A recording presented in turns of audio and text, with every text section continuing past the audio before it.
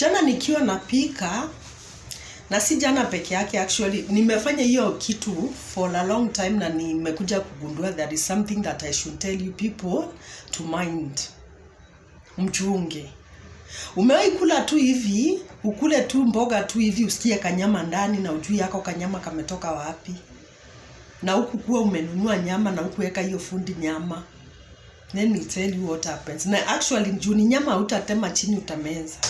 But utameza, after kumeza ndio unauliza haya, na kwani kuna nyama kwa hii fundi, but haita krika haraka umekula nini.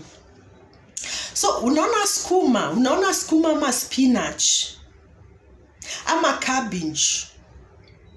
Si tunaenda kukatakatiwa na mama wa mboga juu hatuna hiyo time ya kwenda home kuosha.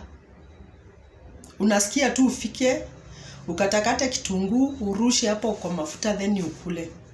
Let me tell you guys. Hizo sukuma wiki wanaikanga tu kwa maji then wanafanya hivi, hawajaziangalia. So what happens, huku nyuma ya sukuma, nyuma ya spinach, kuna kuanga na snails.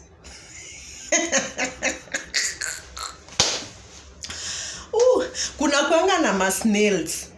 So wakati anakata, unasikia hiyo kama kisnail ni kikubwa hivi, hivyo ndivyo nyama zako zitakuwa mingi.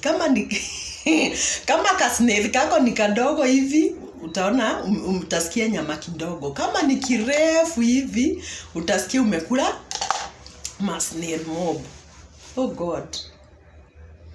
Mimi kuna siku tu nilikula nyama kwa chakula yangu, lakini I later came to understand hiyo ni nini nilikula. So enda ujioshe, enda ujikatakatie, ama kama itabindi katiwe ukiwa hapo, uangalie mzuri, uone kama amefanya vizuri, ameosha vizuri, ameangalia vizuri actually. Okay, huwezi kula snail ukufe juu wengi wetu tungekuwa tushakufa. But kama unajua na by the way, Andy dania. Unaona dania, acha niwaambie kwenye zinapandangwa mostly. Wale watu hawajaishi ushago. Zinapandangwa hapo kando ya nyumba. Kwenye mtu anaweza toka nje na akojolee.